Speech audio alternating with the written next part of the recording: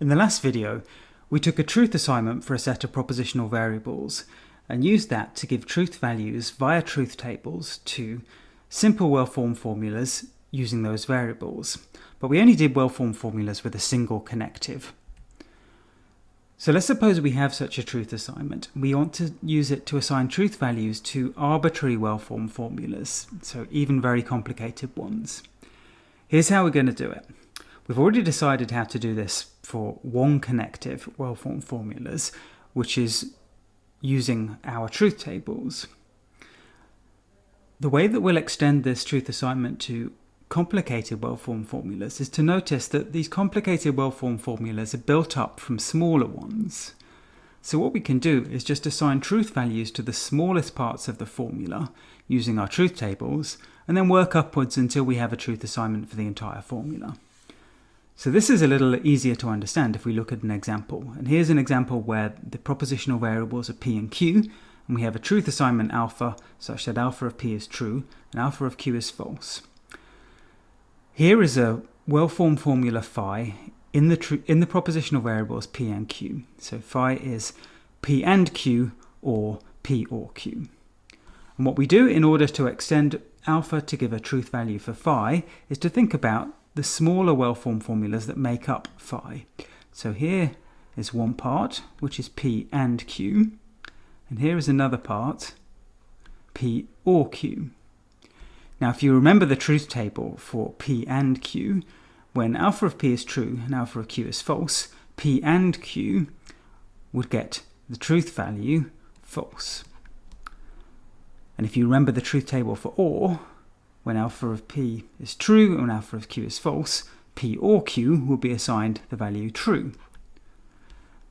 So now what we have is phi being made up of two subformulas, p and q and p or q, where the first of them is false and the second is true.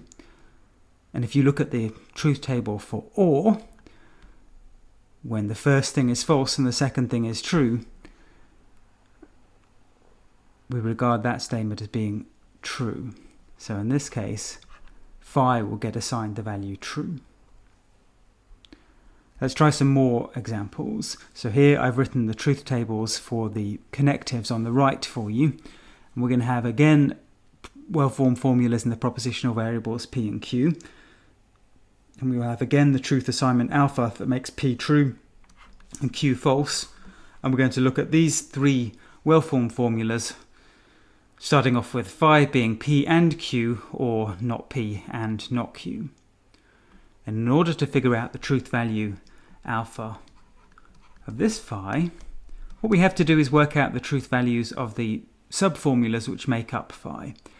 So when p is true and q is false, looking at the true-false line of the truth table for and, you can see that this part of phi should be given the value false. On the other hand, not p will be false, and not q will be true. So this next subformula, not p and not q, that should come from looking up the false true row of the truth table for and. So that's this row here, and you can see that this whole thing should be false. So what we now have is phi is made up of two formulas ored together, where the first one is f and the second one is first one is false and the second one is false. So if you look at the truth table for or and you look at the row where both of the arguments are false, then you can see alpha of phi should be false. Okay, next example then is when phi is the formula p implies p, and again we find the truth value for this under our truth assignment alpha by looking at the smallest subformula with a single connective, which is p implies p. P is true, so we should look at the true line of the truth table for implies, which is true, true, true. So this will get the truth value of true. And then we have p being true and p implies p being true. So the whole thing is again given the truth value coming from the true line of the truth table for implies, which is true. So again, let's write it out properly this time.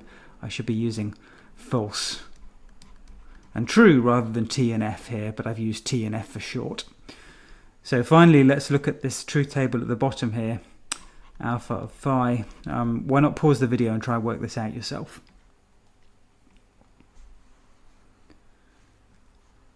Okay, well, let's now try and do it together. Once more, we have to work through the smallest subformulas first. So let's look at this subformula here, P or not Q. So P is true, and actually doesn't matter what not Q is, because as soon as P is true, P or something has to be true. So this one will be T for true. And this one here, P or Q, again, as soon as one of them is true, the whole thing must be true. So since P is true, P or Q will get the value true.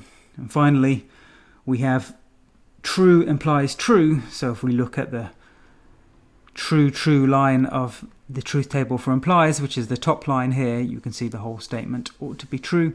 So alpha of phi is true.